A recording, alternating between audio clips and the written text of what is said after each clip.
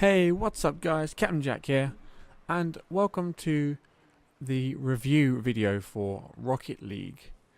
I decided that it was about time that I did one for this game, considering how often I do play it. It's quite a favourite of mine. It's not one I play every day, but I do get around to playing it quite often. It's a great laugh. A lot of people take it very seriously, and there's all kinds of leagues and tournaments and things like that. But that's not the level I'm at, so I just want to say that straight at the beginning. I am in no way a pro. My actual ranking in the game is something like semi-pro, but that's just because of the amount of time I've played it for. But I don't play it often enough to keep the skill in my mind, so yeah, I'm forever learning. But that's probably the best way to be honest. But anyway, to the game. The main function of the game, if you've never heard anything about it and don't even have a clue what it is basically a football game. But it is car football. You're using little, I would say rocket-powered cars, but they're not actually rocket-powered, but you do use rockets for boost, which I'll come to in a minute. But they're little cars, as you can see, you drive them around, you knock a ball in the goal. That's about as basic as I can put it. In real terms, what that means is that for those of you out there who have no clue what this is, if you went out and bought this game tomorrow, you would be absolutely rubbish, but you'd have a load of fun learning how to play it. Even if you just jump into a random online game with people you don't know, it's hilariously funny.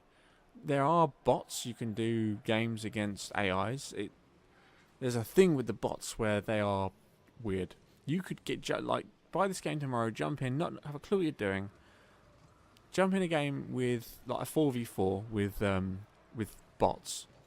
So you've got 7 bots and you, and put the bots on All Star, and they would be that's like the highest level the bots go is All Star, and which is supposed to be like, well, technically what it says, All Star. They're supposed to be brilliant, but they're actually really rubbish. They've got this weird kind of setting to them where if you're playing a game and if you're playing a game with a few friends and you've just got 1 or 2 bots in the game, then they kind of go with skill matching, so you can set them to all-star, and the other team will be doing really good and your team will be doing really badly, but your bot will also be doing really badly instead of doing really good. It's really confusing. They don't seem to have any logical way of working. You'd expect them to work a certain way and they just don't. It's so confusing, but that's the bots anyway. Bots are never supposed to be perfect. I mean, it's AI, so it doesn't matter. It's just something that those of us that play the game laugh about, and those of us that play the game very, very seriously probably get extremely frustrated about. But in all seriousness, if you're just buying this game to have a laugh, it just adds to the fun, the craziness of the bots. As for playing with friends, as you can see, I've got a match here going on in the background, which is where I was playing with some friends. And, we're all sort of varied in our skill, in that some of us are really good, some of us are okay. We've all been playing long enough that none of us are completely rubbish, but, you have your off day and you have your on days. Sometimes I've jumped into this game, I've had some really great aerobatic maneuvers that have managed to allow me to score a few really epic goals, and then 10 minutes later I've completely missed everything that's come anywhere near me and been rubbish. It's that kind of game, and it can be frustrating as hell. There's times where I've just thought to myself, that's it, so screw it, I'm uninstalling the game, I don't want it anymore. And then there's times where I've thought, oh my god, that was the best game ever, that was so much fun. It really is that kind of game. It's hilarious. It's a laugh and a half. You'll love playing it, but at the same time, you'll hate playing it. Technicalities of it, it doesn't really take much to run it. I mean, you can run it on any kind of machine, really. Obviously, nothing that's absolutely rubbish and won't play anything at all. But, if you're a fan of most sort of PC games and you do quite a bit of PC gaming, then your PC will run it okay. I suggest you check the specs. I can't remember exactly what the specs are. But you should be okay running it on most average machines. It's not a resource-hungry game. So, and you can run it on its lowest setting and it's still you can still play it perfectly fine. I used to have to do that back when I had my rubbish computer.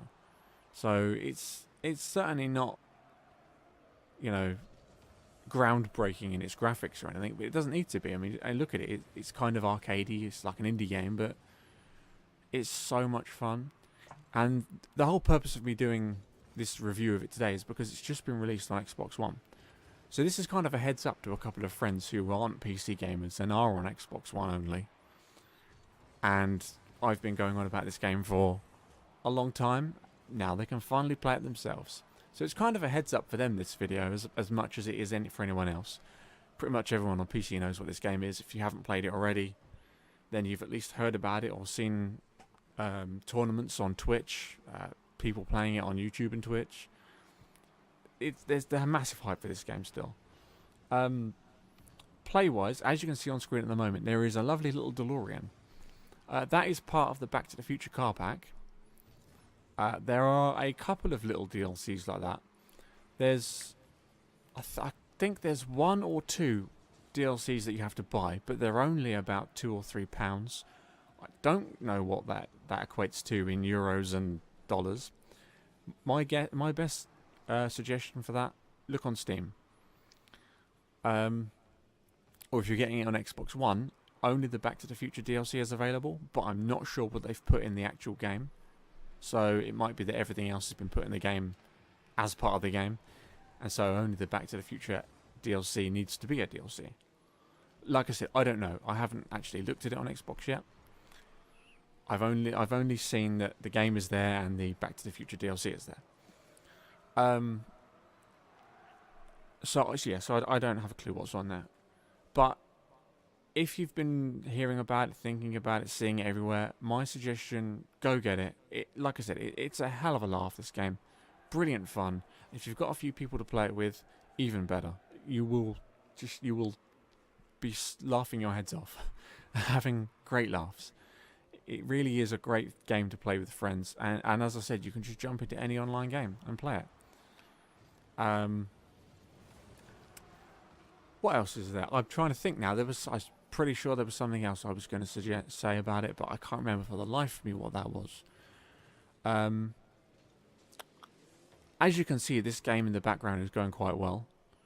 I won't tell you which car I am, and I won't tell who the other people are, but it is probably one of the funniest games I've had lately. Some stuff that happened when the camera was on a different car was quite funny.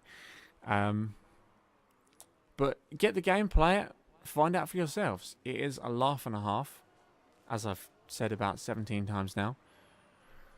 But in all seriousness, it is a good game. It's definitely one that I'd recommend. It's definitely one that I would say yes to.